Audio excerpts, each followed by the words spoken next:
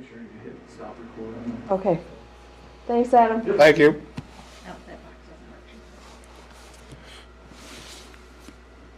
Are we ready? We're ready.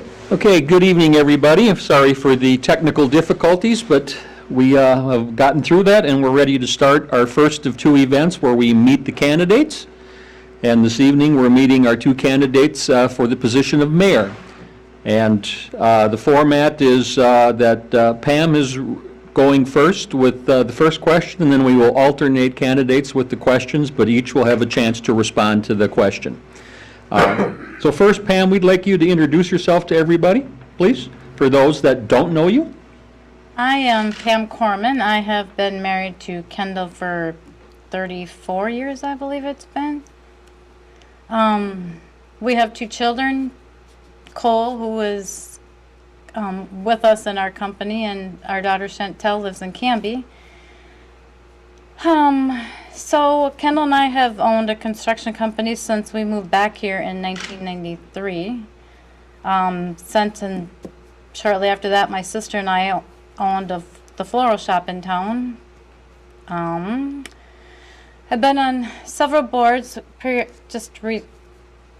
was on the council for 3 years, and then I was the mayor for one.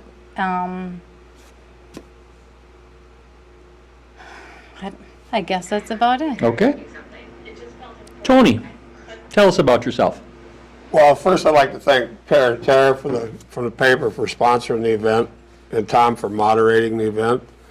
My name is Tony. My wife's name is Peggy. We've been married 45 years. I left home in 1975 and joined the military. Served 20 years in the Air Force. Retired, came back in '95, and then I bought my home here in Tracy in 1998. We've had 5 children. We've lost 2. I work at Salmons. Peg works at Habilitative Services, or the Mentor Network, whatever it's called today. I've been active in the city government since '04, '05, somewhere in there. I've been on just about every board and commission there is. 4 years as a council member, 4 years as a mayor. I'm finishing up my 4th year of my 2nd term as a council member, and the council appointed me as mayor to fill into the election. So I'm just glad to be here and looking forward to answer any questions. Great, thank you. So Pam, I'm going to go back to you just to keep my schedule here. And you're both going to answer the same question, and you can be as brief as you want, but this is one of the questions that came from a community member. In the past 4 years, we've had 3 different people seated as mayor. And should either of you win the election, are you fully committed to serve the term for the full amount of time?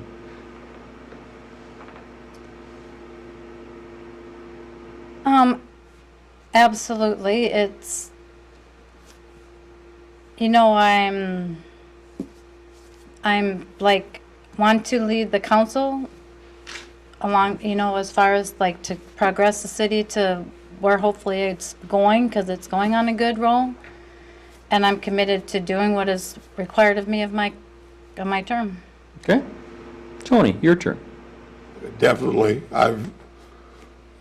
I would even consider a 2nd term if I can talk Eric into sticking around. That's the only reason I'm running this time.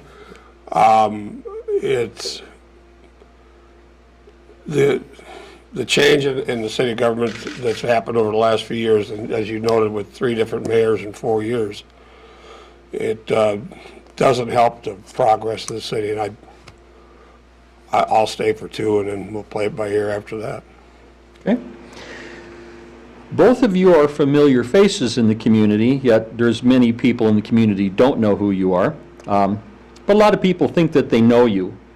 What would you like people to really know about you? And are there misconceptions about you that you would like to address? Well, where do you start? I'd like to say first and foremost that my actions while serving on the council, whether it's a mayor role or a council member role, is done 100% with the city's best interest in mind. I don't drive anything by a personal agenda. I look at things in the broader picture and how it's going to affect things down the road. People's opinion and people's stories are out there, and there's nothing you can really do about it except stand up and take the heat when it comes. My personality type makes me a lightning rod for a lot of that stuff. I'm used to it personally. Doesn't probably leave the best impression with the community, but I want everybody to know that no matter how they feel about me, I'm looking out for everybody in the community, not just one group, not just one section of the town. It's for everyone, from top to bottom, side to side. Okay. Pam, you want me to repeat the question? Yes, please. Okay. What would you like people to really know about you, and are there misconceptions that you'd like to address?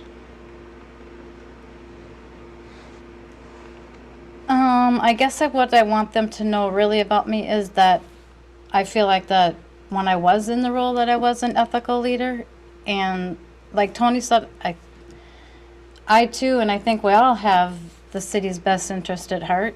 You know, sometimes we're gonna offend people, you know, or they're not gonna like the decision that we have to make, but it has to be made for the whole picture.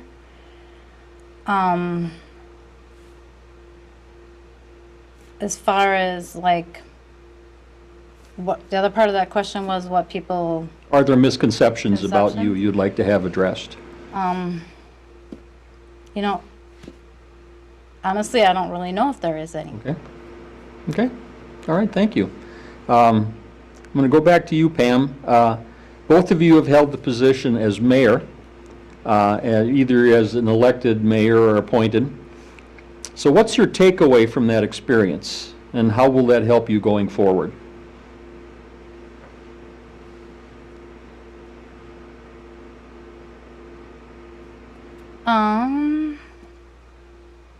I think, like I said previously, is that I do believe that I did it ethically, and it's kind of like the same thing. It's like going forward, you just have to deal with what's being presented to you. You have to be a team leader and be a part of the picture and help the people to go into the progress of what's happening in the changes, and try to get them like to go forward with what's happening with the city on a positive role. Okay. Anything else?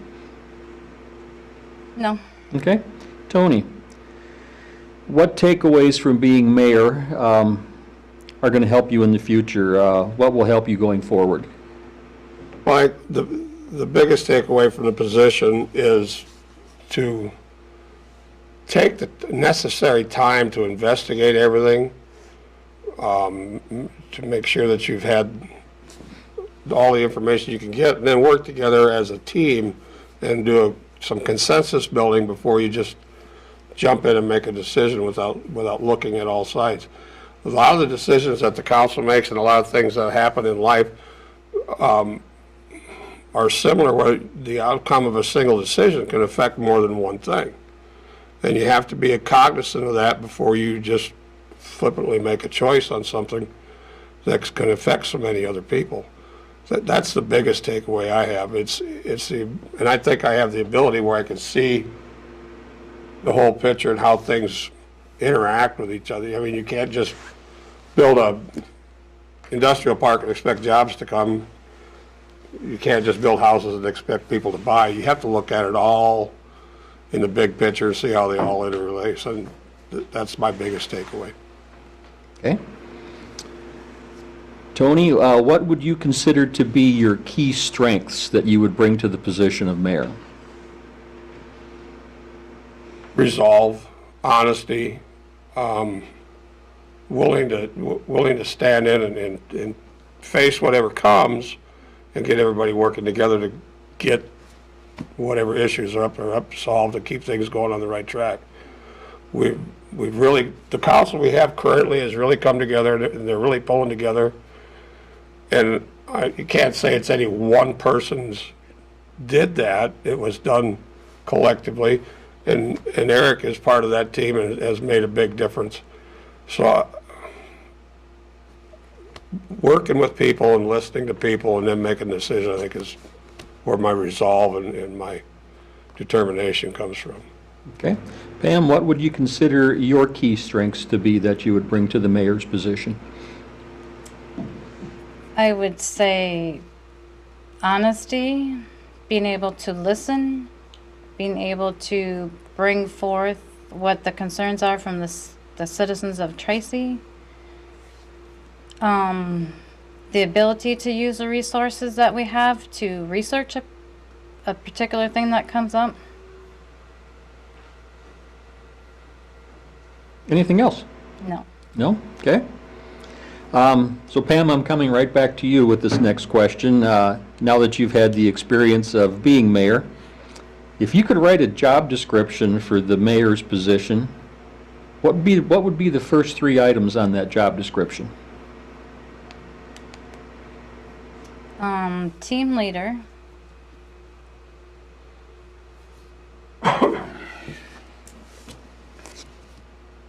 Researcher. And good listener. Okay. Tony, same question to you. If you could write the description, job description for the mayor, what would be the first 3 items on that job description? I think the first one would be to be available, and by that I mean being approachable in the public, approachable where you're employed, and ability to listen and talk to people. The next thing I think that the description would entail is the ability to manage a meeting without driving the discussion in one direction or another, to allow the different ideas to exchange and make it come to a consensus based on the information you have and the expertise from the other people that are advising you. And the third thing is have a tough hide, because when you're at the front of the heap, it's the first one to take the hits. So you can't take anything personally. You got to take the good with the bad. I personally enjoy the job, and I think to add a fourth is just have fun with it. Okay, thank you. Next question, we'll start with you, Tony, is what role should the mayor play in the community outside of council business?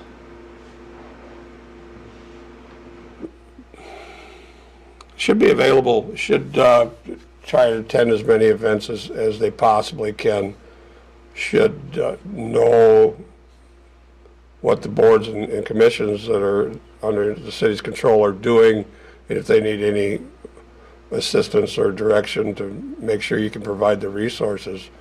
But and being visible, being approachable, being visible, and setting example. I mean, your personal behavior sets the example of what the city wears. So, you know, whatever you're doing reflects back on the city. So make sure that you're good moral character. Okay. Pam, what role should the mayor play in the community outside of council business? I'd say everything that Tony said, Okay. to be honest with you. Would you care to elaborate any further, please? Well, I mean, like he said, it's like you have to be an outstanding citizen. You know, you need to be able to be visible, like at different events that are going on, and you know, be a part of the boards that are out there, and know like what's happening on these boards, and the citizens have to be able to approach you.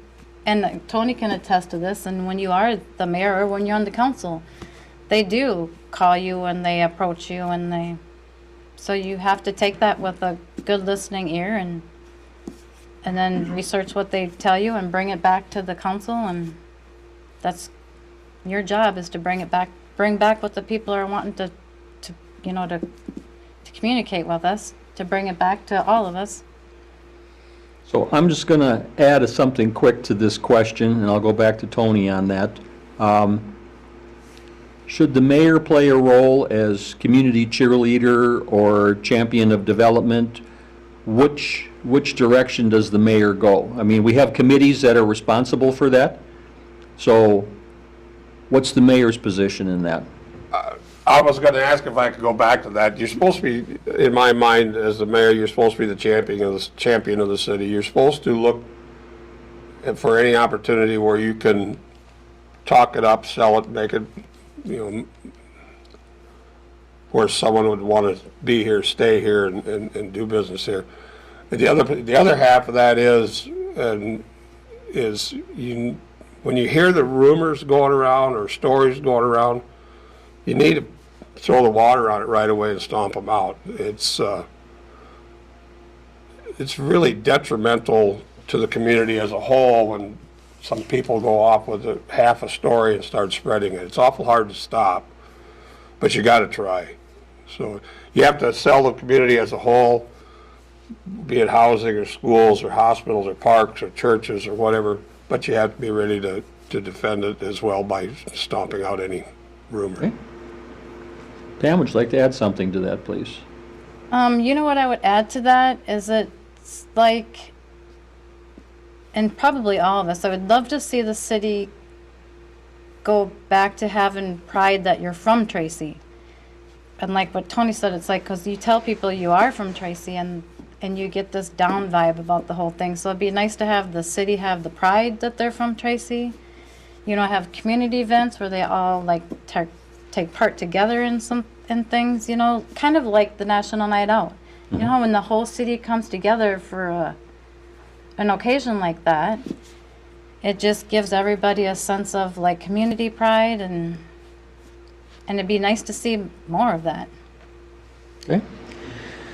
Okay. Pam, I'm going to come back to you right away. And this is a saying that I often hear, and you've all probably heard it too, is that people only run for office because they have an axe to grind.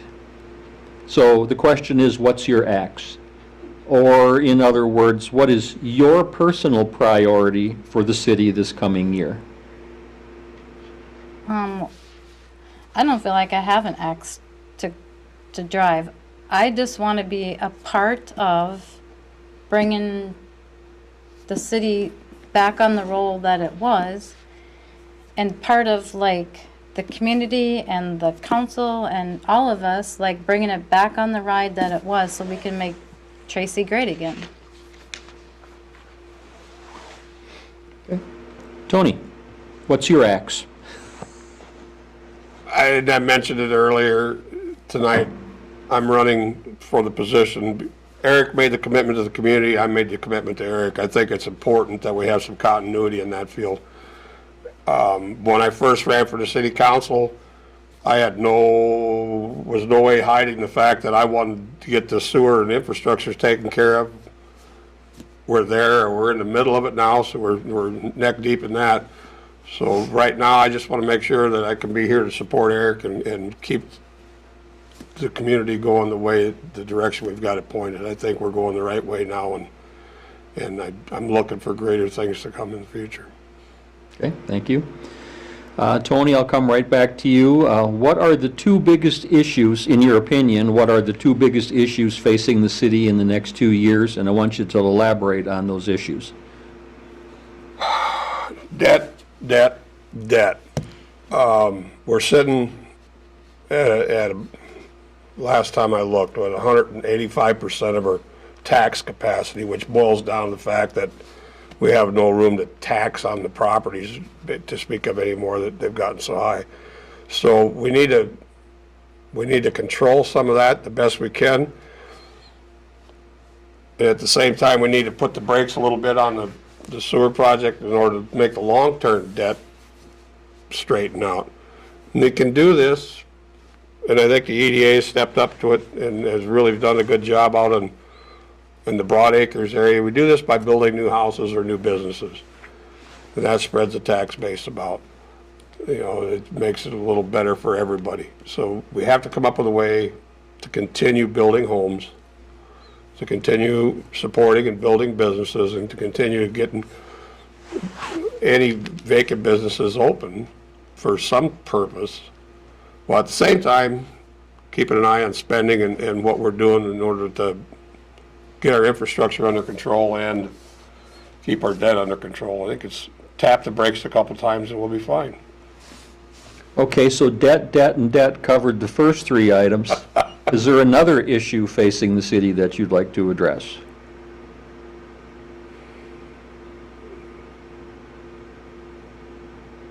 Well, I would like to see the airport get expanded like our master plan exists, but we're not gonna be able to do that because of the debt. I'd like to see an industrial park, but that's, it's a balancing act. It's time for baby steps. Okay, thank you. Pam, what are the two biggest issues, in your opinion, facing the city in the next 2 years, and would you elaborate on those two issues? The first one is the housing issue, which will help with the debt. I think that the EDA has done a great job as far as like expanding like the one-level homes that are in need of people that are coming into Tracy, the elderly people. But I also feel like somehow Tracy needs to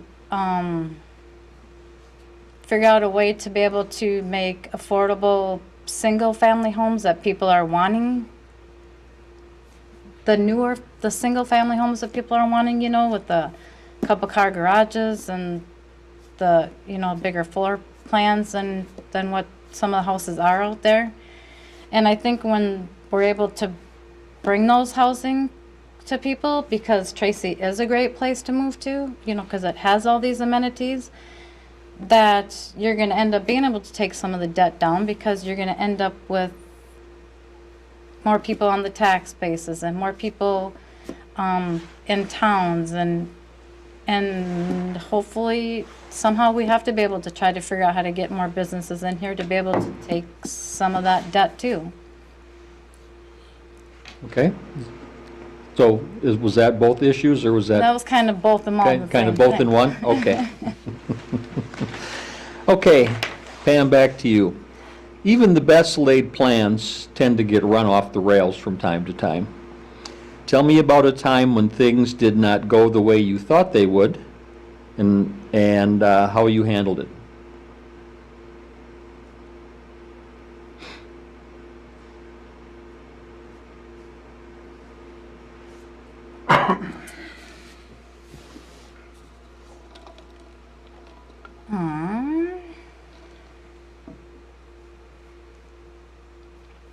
And were you talking about when I was the mayor, or just any Just- time? If you want to talk about when you were the mayor, that's perfectly fine, or any of your other experiences. Well, I'm sure there's probably several times that things, well, good heavens, I could talk about what I'm going through right here. You could. Well, in a matter of a second, my whole life changed in a minute. Sure. But it's kind of ironic, because Kendall says to me one time, he said, "Why are you so happy?" And first of all, I said, because if there was two of you running around in this house, it would not be a good thing. Because took a hard time for him to get, I don't think he even got over the angry stage of the whole thing. And my philosophy was, it's like, you still have to go through it, whether you go through it pissed off or not, you still have to go through it. So it's like, I still had hands to hug my kids, I still was able to do more things than some. And I can honestly tell you, the first thing that goes through your mind when this happens is, did I give enough at church? And then there was another lady that was doing rehab that was way more holier than I was. So I'm thinking, well, that wasn't it. But it's kind of like somebody always seems to have it worse than you do. So it's kind of like you just go on. You just have to go on. Because it's miserable if you sit and try to dwell in your misery. Okay. So you just pick up and go on. Okay, thank you. Tony, when the best laid plans go off the tracks, tell me about a time things didn't go the way you thought they would, and how you handled that. Rigid flexibility is what I would, that's well, I don't have a life story that compares to Pam's. I've had life issues that had different results, but I'll keep it recent history.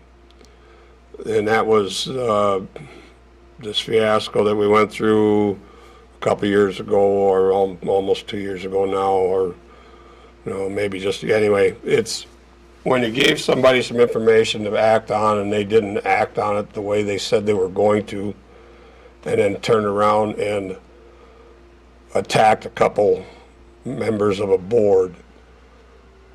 I didn't see that coming. I didn't expect it, but I wasn't going to fold. I was going to stand in there and fight my fight and make my case, because that's what I do. I mean, everybody makes mistakes, but you gotta take the good with the bad, and you gotta figure a way to fight through it and keep a sense of humor. Okay. Okay,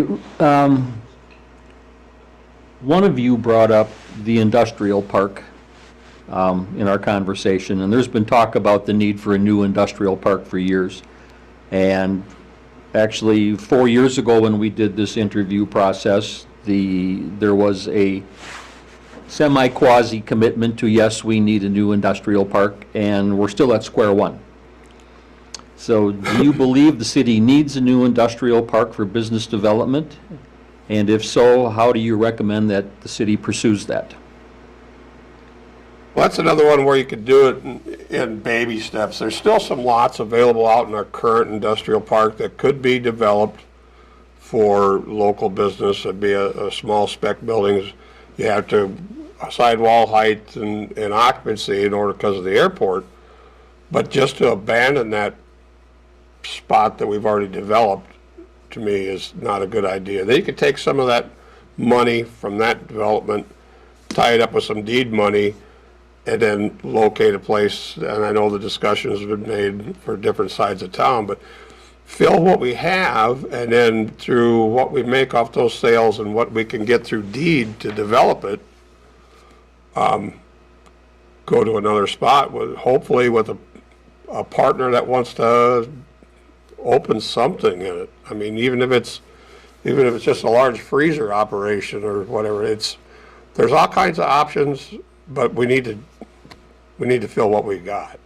So in the current industrial park, how many lots are open? Oh, 3 at least. Okay, and roughly what size are they? Oh, boy, I should have brought my notes. Well, I just asked that question because you made the comment about filling up the current park. Right. You could put, and without having the numbers in front of me, you could put 3 sizable steel buildings similar to what Tom Hahn built out in the highway, maybe not as high of sidewall, and you could put in body shop, or you could have a contractor out there. There's different things that you could do with them. The roads there, just need to run the utilities over to them, and you can either build a suit or you could set something up. They're just different options, but we should fill them before we go somewhere else and spend more money. Okay, so the process of locating a new industrial park, whose baby is that? Is it the Economic Development Authority? Is it the city? That should be a combination between the planning commission to see which way, in their master plan as to which direction the city's supposed to go. The EDA and the council's got to be on board with it. So it's a partnership between those 3 entities and the community. Okay. All right. Pam, do you believe the city needs a new industrial park? And if so, how would you recommend pursuing that? I'm going to be really honest on this whole subject, because Tony spilled out a really good spiel over there, and he is more knowledgeable about that than I am. I would need to go through some resources and find, Tony, I don't believe we need to build a new one when there's still availability out there. I don't know anything about the availability out there or what sizes they are or anything. But I do believe that we should definitely use what we have first before we go to the next step. There's no sense abandoning that when it's perfectly in great place to have it. And I don't think anybody's suggesting that we abandon the current park, but there are some limitations to the park by availability of lots and size and the airport. So those are issues that have come up in the past, and so, in your opinion, how would we go about pursuing that? Again, whose baby is it? Is it economic development? Is it the city? Is it an outside consulting firm? I mean, how do we decide the need, and how do we develop that? I do believe it is a combination of all three of them, like Tony said. But I'm wondering if it doesn't start with, like, hopefully the EDA. You know, for him to be able to do some, like, feasibilities out there of, like, people that are wanting to come in. And then the rest of us can get on board to see if we can try to make that happen. But I think Jeff does a great job as far as, like, finding, like, finding possibilities out there. So I think it would start with him, and then if they decide that we need to do more, then we do, Okay. explore those possibilities. Pam, I'll go back to you with this question. With money always being an issue, what steps do you feel should be taken to put the city on a firmer financial footing?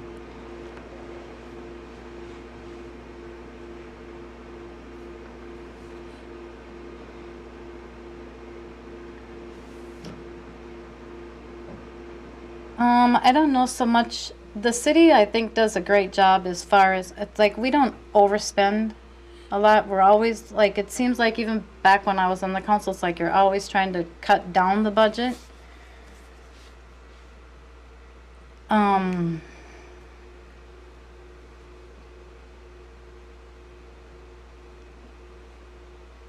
think it's just a matter of just watching, being conscious of it. I think Eric's new way that he's doing the budget helps a lot because you're able to see more. Like, it's like more visible to be able to catch things.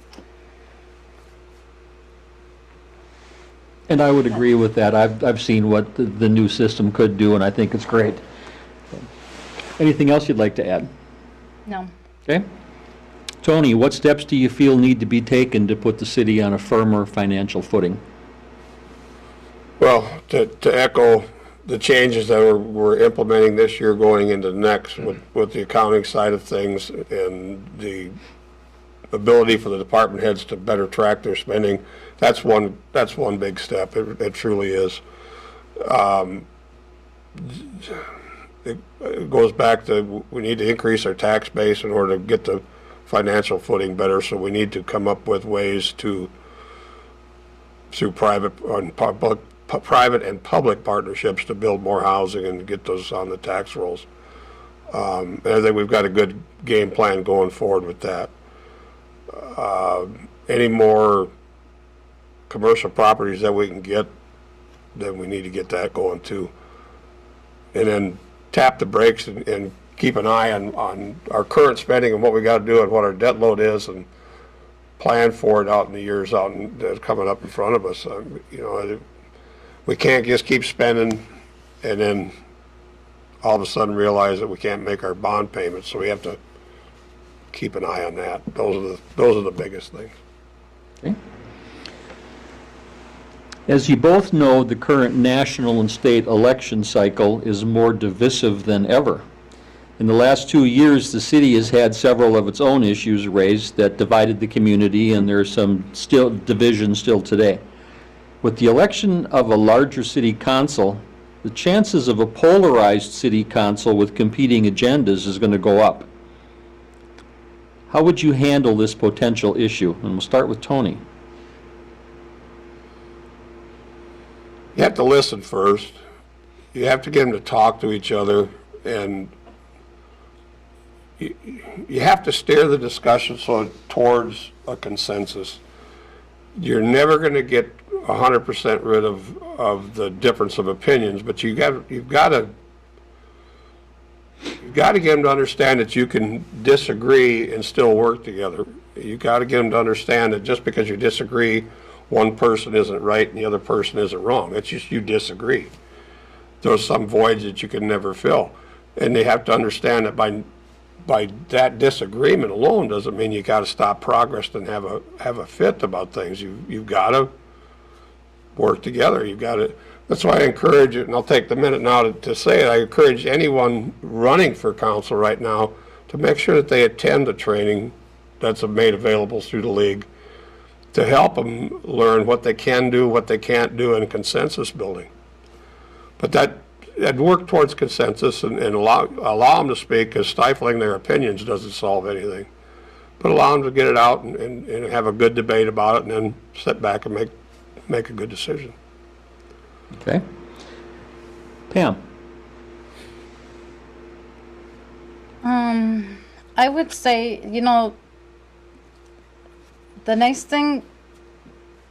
the one thing about having more people on the board is that you do have more opinions, but you hopefully have more good opinions as you do with the bad opinions. And I would hope that all of them on the board do understand that you're all trying to work towards one goal. So you are going to have differences, but you need to work them out. You need to be diplomatic about it, and you have to have discussions about them. But like Tony said, you have to be able to agree to disagree, because not everybody's going to agree about the same thing. That's kind of why you're able to, like, when you vote on something, you're able to say yes or no whether you agree with it. It's just that we all have to know that we're all leaning towards one goal. Okay. Pam, several of our boards and commissions have had some negative press the last 2 years with EDA, just to name one. Our elected officials have a performance evaluation every election cycle. Appointed positions do not. Should our commissions and board members have regular performance reviews? Why and why not? Or why not? Pam?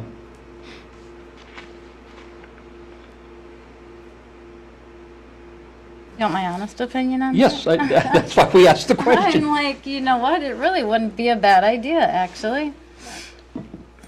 I don't think it would be a bad idea. I think it might help board members to know like where their strengths and weaknesses are, and be able to make them be better board members. Okay, so then I'm going to take it that you agree to that. So who would be in charge of that process?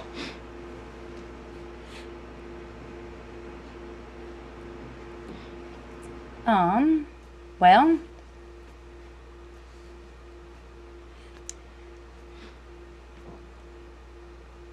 I would say the person that is in charge of running the meeting, and also like either a city council person with them or the mayor with them, but somebody from the council and somebody from the actual committee. Okay. Tony, same question. Should commissions and board members have regular performance reviews? Why or why not? And who would handle that? That's the biggest part of the question. I'm 20 years in the military. I'm 100% annual performance review on everybody, but the logistics of it, especially in boards and commissions, is going to be tough at best. I think the simpler answer would be to find a way, if you have a board member that's not been productive or not showing up for meetings, a simpler way to remove them from that board than what we currently have. If you've got a board member that's gone off the reservation making promises and telling stories that can't be handled, You should have a simpler way of removing them from the board. I would prefer an evaluation. I just don't know how you could do it. So in lieu of an evaluation, I think a simpler way of removing non-productive or non-complying members, an easier way of removing them. Okay. So we're going to talk a little bit more about commissions and boards. Do you feel that the boards and commissions have clearly defined goals and objectives for their committees? I would have to say, for the most part, not. The rules were deeply hidden in the charter and in the books, and most of the people on boards and commissions never took the time to read them. And then, that being said, there's not a whole lot wrong with that, except they're just so outdated. So I think it comes to a point that we need to address those issues with clear directives and expectations versus what they've had in the past.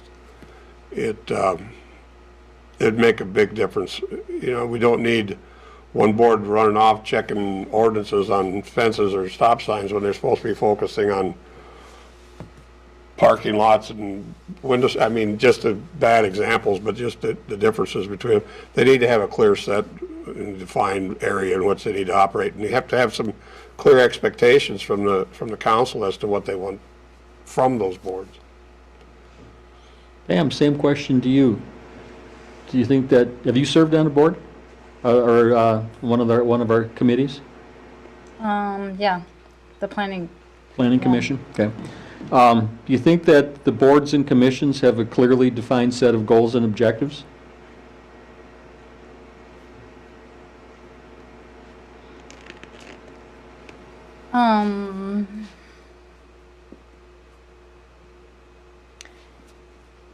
You know, the 1 year that I was on there, I can honestly say I don't really know what was all expected of me, of the board,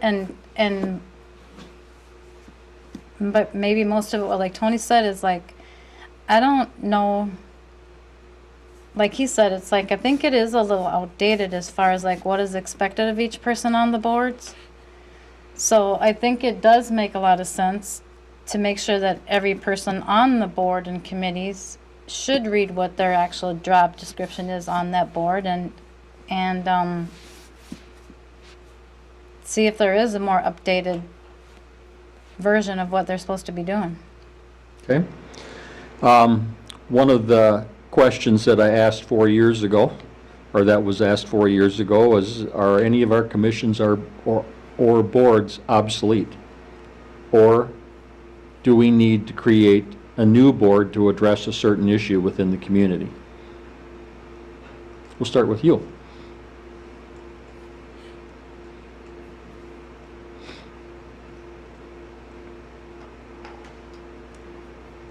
I honestly think I would have to research that more Okay. to know the answer to that, since I'm not knowledgeable about that as much. Okay. Mr. Peterson. There have been some boards that's been disbanded over the last couple of years, and you know, there's some heartburn about that, but I think in the long run it was a good choice.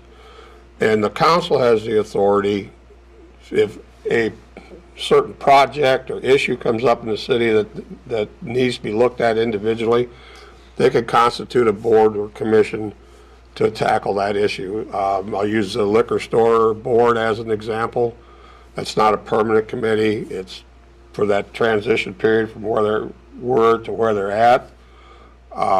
You could do it if you needed a parks board, or the swimming pool, when they were doing the swimming pool change, they had a board set up to handle that. So that option exists. I think we've got the rest of our boards and commissions down where we need them, but you know, there's always room for improvement. Okay, so I've read some comments by some of our city council candidates, and several of them have made a point of bringing up city beautification and derelict properties. And that's been an issue for a long time, and it seems to be kind of a hot potato that gets passed around, but nobody ever grabs onto it.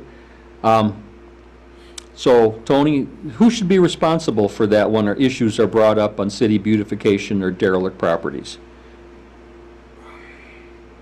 Currently, the police department, chief of police is responsible for enforcing those code violations.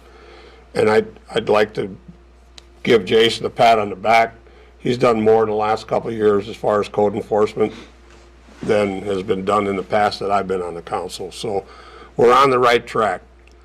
Are we gonna be able to get it all fixed overnight? The answer is no. Some of the people don't have the ability, financial or otherwise, in order to take care of some of the problems. And instead of telling them to get it cleaned up, we need to come up with ways of providing them with the help and the resources to get it done. This isn't an issue that's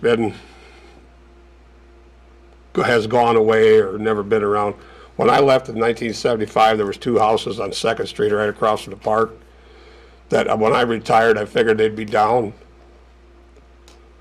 It took 2 years ago, we finally got them down. So it took longer than I was gone to get that done. So it's got to be an ongoing, continuing process. And right now, the way it's set, it's Jason's ball, and he's doing a good job. Okay. Pam? That's what I was gonna say, is that I was under the assumption that it was Jason's job, which Tony brought up a good point as far as like with the beautification thing, because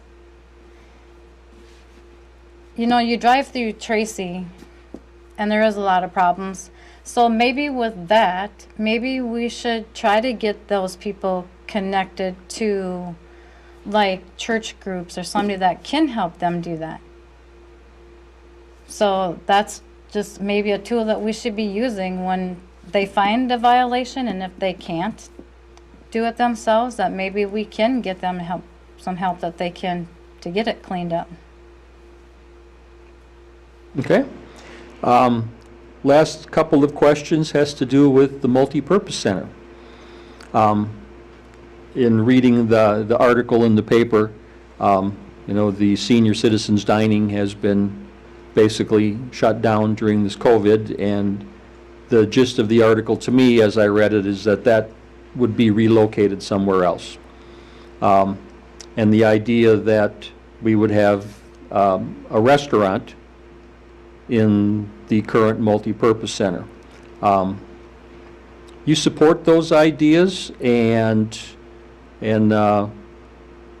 where do you think the multi-purpose center for the seniors, the senior dining, where should that go? And although the article was really vague on who was promoting the restaurant in the downtown community, being it's a city-owned property, there are some concerns about tax dollars going in to fund a business that's going to compete against the businesses that are already here. Is that a legitimate concern? Tony, I'm going to start with you. Well, I'll start at the beginning. We'll get to the tax dollars at the end. Very near and dear question to my heart. That's, since the paper came out, that's all I've been answering. So to be on the record, nothing is set in stone. This is all, if you always look for the good in things, the good thing about COVID is now we got an option to look at what we can do to bring a business to town and keep senior dining going and keep LSS happy and a place for the seniors. So they're not using it right now. Nobody's using anything right now. So you got a perfect opportunity. Is everything set in stone? Absolutely not. The council is 100% committed that they will not do anything unless LSS is satisfied, senior dining is satisfied, and the possible purchaser is satisfied. Tax dollars funding a business We're already doing that in some instances with other business, the business reward program, the money we gave on the super value property. If it happens, it'll be something similar to that. It's not going to be, here's your operating capital for the next 6 months, we'll take another business down. So it's got to be a win-win-win all the way around, otherwise it's not going to happen. Okay. Pam, your thoughts on the multipurpose center? It's kind of funny because I'm not even on the council yet, and I'm getting all these calls about that.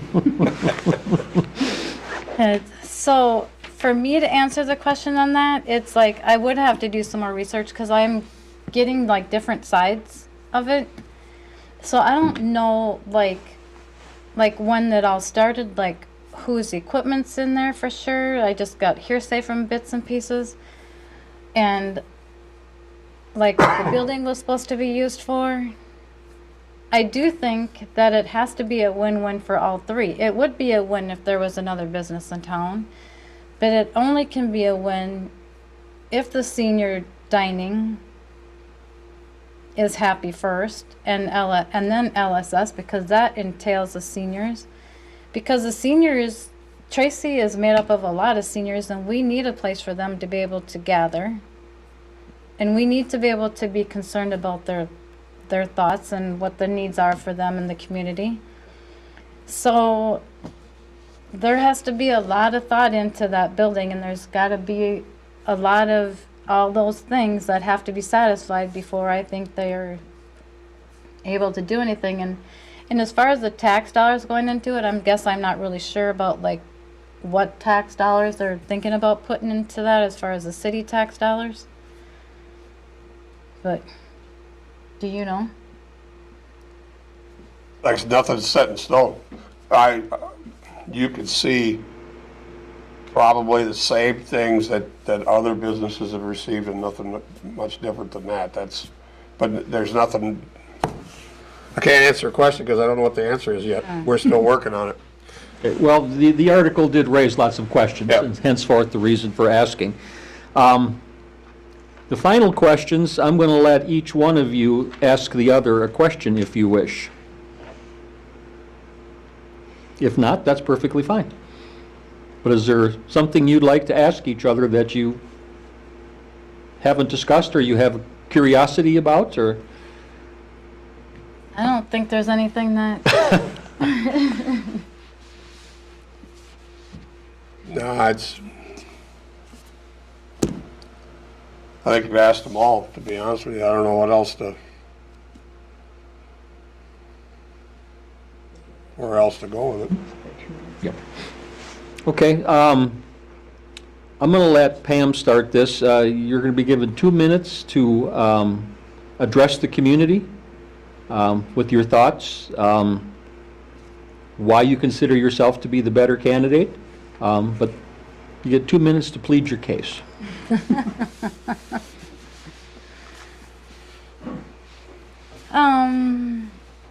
I just want to let the community know that I am willing to be their mayor, to be able to hopefully take the community concerns to the council, to be able to bring Tracy to keep going to the next steps that we need to go to.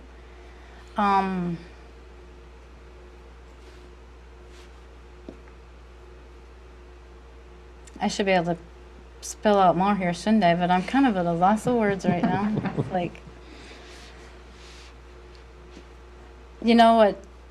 In all honesty, I don't have as much experience in government as Tony does, but I'm willing to be able to use the resources that I have to be able to go out and find the answers that I need to be able to deal with the problems or the things that arise, and to be able to be there for my community. Okay, thank you. Tony? Before I forget again, I want to say thank you to you guys one last time. And why should I be mayor? I ask myself that all the time, why should I run?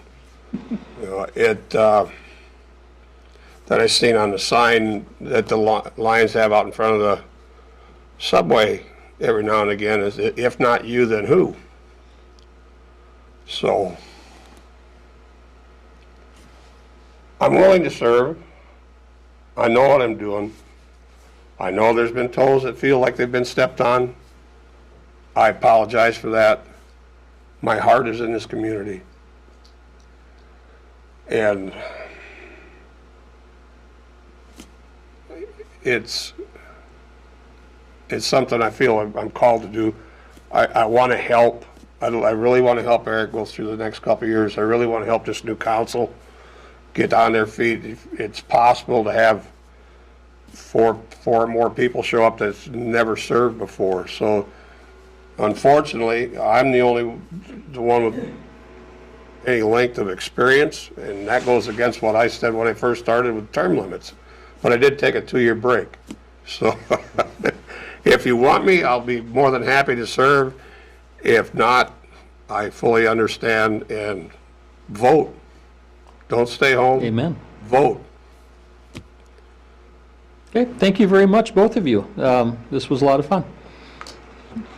And hopefully next week, when we interview or when we do questions to the city council candidates, that you could both be here to offer a little support. Thanks again. Yep. Thank you. Thank you.